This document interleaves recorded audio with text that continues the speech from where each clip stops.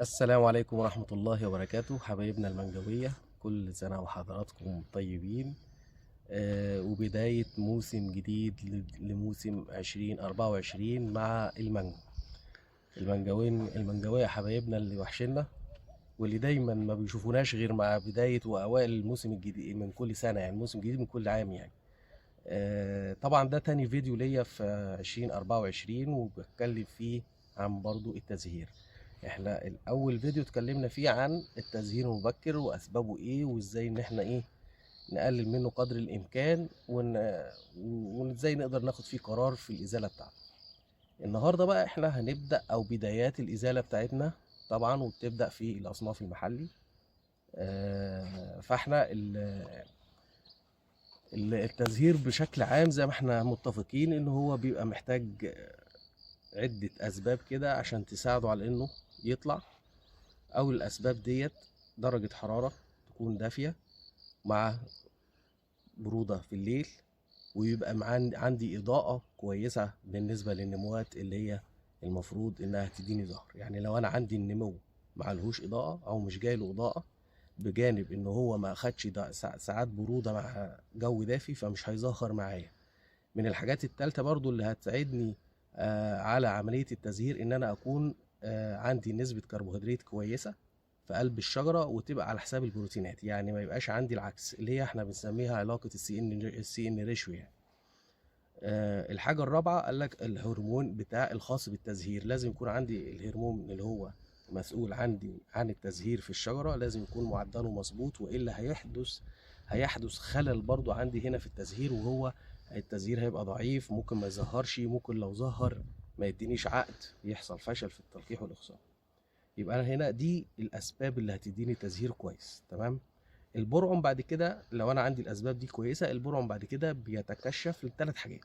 يا اما يديني برعم خدري، ودي بتبقى في مراحل النمو الخدري، يعني مش في المرحله اللي احنا فيها حاليا. طب المرحله اللي احنا فيها حاليا ممكن يديني ايه؟ ممكن يديني حاجه من حاجتين من الثلاثه بقى، اللي هم لا يديني برعم زهري، يا اما يديني برعم مختلط. والبرعم المختلط ده اللي احنا بنسميه برعم مورق. البرقم المورق دوت اسبابه زي ما حضراتكم عارفين، وزي ما الخبراء بتوع المانجا كلهم بيتكلموا. طبعا هو بيبقى ارتفاع في درجة الحرارة، بس بيبقى الارتفاع ده جاي مفاجئ. طب هو ظهر بدري ليه السنة دي معانا؟ هو ظهر بدري معانا في بعض الأصناف وبعض المناطق، على فكرة مش في كل المناطق، لأن في مناطق البرد ما زال دلوقتي على مستوى كل المناطق. في الليل بيبقى برد شديد جدا، يعني ممكن في مناطق بينزل لحد الصفر يعني.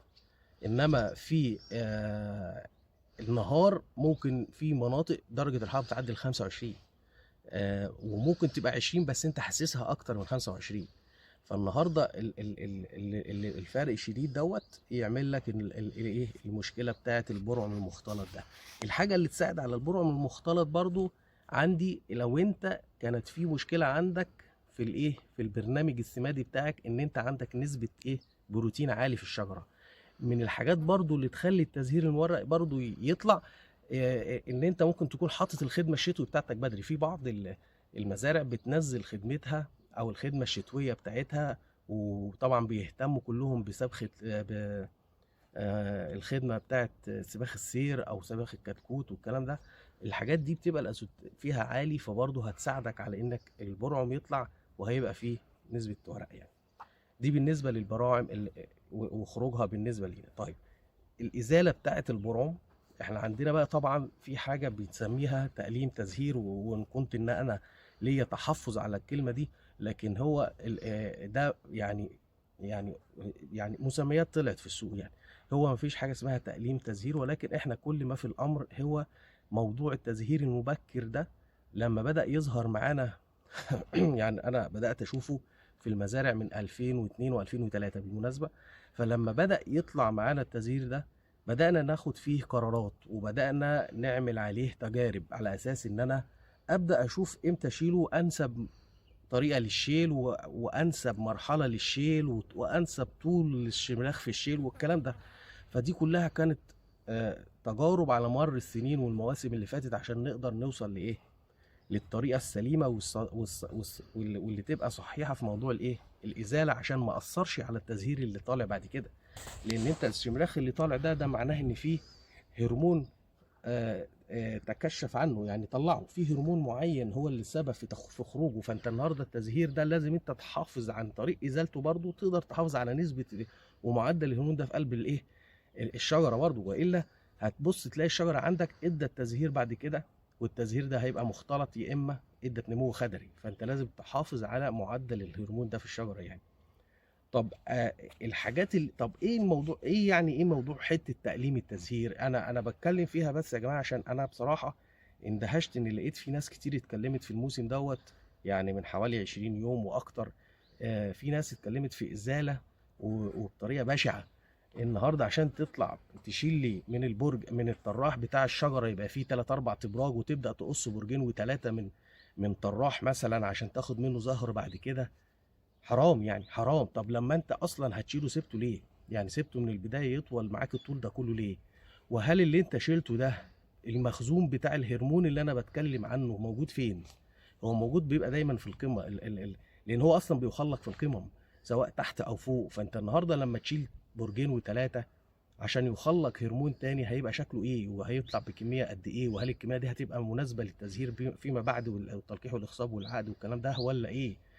فالنهارده انك تاخد قرار بالاسلوب ده وبدري قوي وانت لسه مش ضامن ظروف المناخ معاك، لان انت النهارده معلش انت ما زلت النهارده مهدد لانخفاضات شرسه في درجات الحراره. يعني احنا السنه اللي فاتت وهفكركم يعني بتاريخ 17 و18 و19 فبراير السنه اللي فاتت درجة الحرارة انخفضت جدا وحصل شبه صقيع وأمطار لا حصر لها، وبدأ ارتفاع سريع في درجة الحرارة. يعني مجرد ما الجو اعتدل حصل ارتفاع شديد في درجة الحرارة، درجة الحرارة عدت ال 32 و 33. عشان كده التزهير المورق ظهر معانا السنة اللي فاتت. فالنهاردة انت ما تستعجلش دايما في الإزالة، ودي الحاجة اللي زعلت لي وحزنتني بصراحة، ان الاقي ناس بيحسبوا على المجال بانهم فعلا ناس يعني على درجة عالية من العلم ومن الخبرة ان هم يتكلموا ويقولوا الكلام دوت. واحنا بصراحة يعني حاجة زي كده بتزعلنا، لان انت ليك مشاهدينك وليك متابعينك اللي هم هيسمعوك وهينفذوا، وممكن طريقة مزرعته وظروف مزرعته والمشاكل اللي عنده في مزرعته ما تبقاش نفس المشاكل اللي حضرتك بتتكلم فيها. فما ينفعش ان انا لما بتكلم اتكلم بشكل واقص واحاول وانزل فرق والكلام ده. في بعض الناس اللي هي دايما بتفضل المتابعه على انها تفضل متابعه النت واليوتيوب اكتر ما يبقى عندها مهندس يتابع يعني.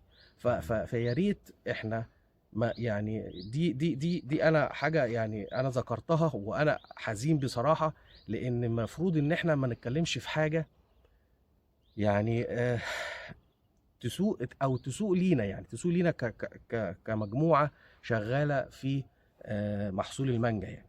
الحاجه التانية برضو اللي انا عايز اتكلم فيها، وهي ان بيجي لنا اتصالات كتير وتعليقات كتير ان دايما المتابعين لينا يقول لك يعني انت اتكلمت في المرحله الفلانيه، ولا قلت هنسمد ايه، ولا قلت ان انا ارش ايه، ولا قلت ان انا اعمل ايه، ولا ما ينفعش. انا ما ينفعش اقول. انا لما بتكلم بشكل عام. حضرتك لما تحتاج معلومه تخص ارضك حاجه من الاثنين، يا تصور لي وتبعت، يا تتصل عليا وتقول لي انا ظروف الارض عندي 1 2 3 وشاورت ظروفها 1 2 3 عشان اقدر اديك الاجابه اللي هتبقى تقريبا مناسبه كمان. يعني مش هقول لك هتبقى مناسبه بنسبه 100%، لان عشان اديك نتيجه او اديك رد على سؤالك لازم انا اكون شفت بعينيا. اللي يديك رد كده عن طريق التليفون سامحني يعني انا ما ينفعش، انا ما ينفعش. طيب عشان ما نسرحش بالفيديو بتاعنا بعيد، انا حبيت بس انوه عن مشكله انا يعني بصراحه يعني مضايقاني نفسيا. يعني الحاجات اللي بقى ممكن نشيلها احنا قلنا ما ينفعش ان احنا نقول حاجه اسمها تقليم تزهير.